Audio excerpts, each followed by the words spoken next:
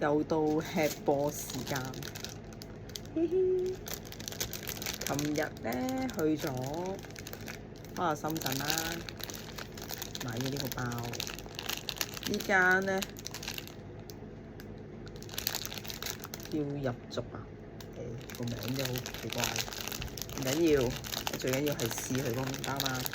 咁佢呢個麵包咧就係一個牛角包去加工嘅，因為牛角包啦扁咗之後咧，咁就加咗牛油啦，好大劈嘅牛油，同埋紅豆。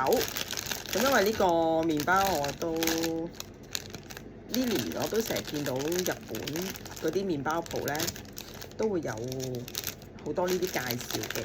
咁我見到有得賣，咁又唔係貴啦，好似21蚊人民幣。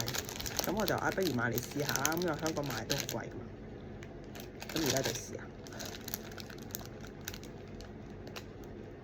我隔咗1日，買咗貴。應該琴日食好食啲。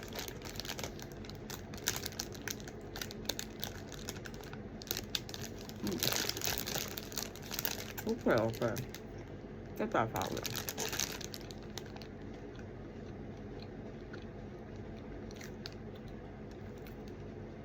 佢用咗冇鹽嘅牛油，我覺得用鹹嘅牛油可能會開心啲，因為鹹鹹地佢有個反差感。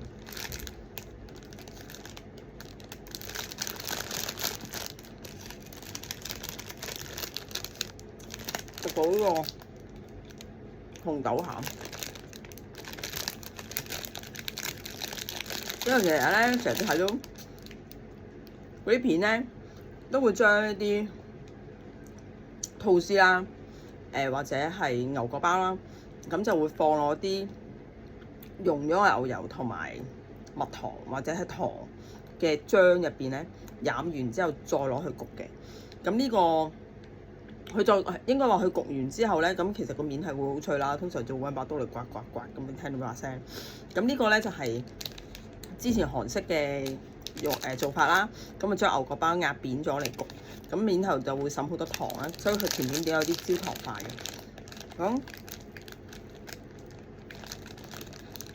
咁我覺得買呢啲包咧值得去試嘅，因為佢首先佢要做咗個麵包出嚟先，跟住之後佢要再加工，其實有手工啦，同埋佢要用嘅材料都會多好多。咁的確少少係應該嘅。咁而家都係21蚊人民幣，咁其實唔貴咯。即係如果係講我識整麵包嘅人去試，咁唔會，我覺得佢係平添啊。咁所以我就買嚟試啦，因為唔係食得好多。就咁啊，都幾好。我平時唔會買紅酒嘅嘢食㗎，因為我驚佢太甜，我中意鹹味嘅嘢多。但係好值得去睇下，而家深圳好多好靚嘅麵包鋪。咁佢出咗好多好新穎嘅產品，係我而家喺香港學，用成千幾蚊去學一堂去整一個麵包。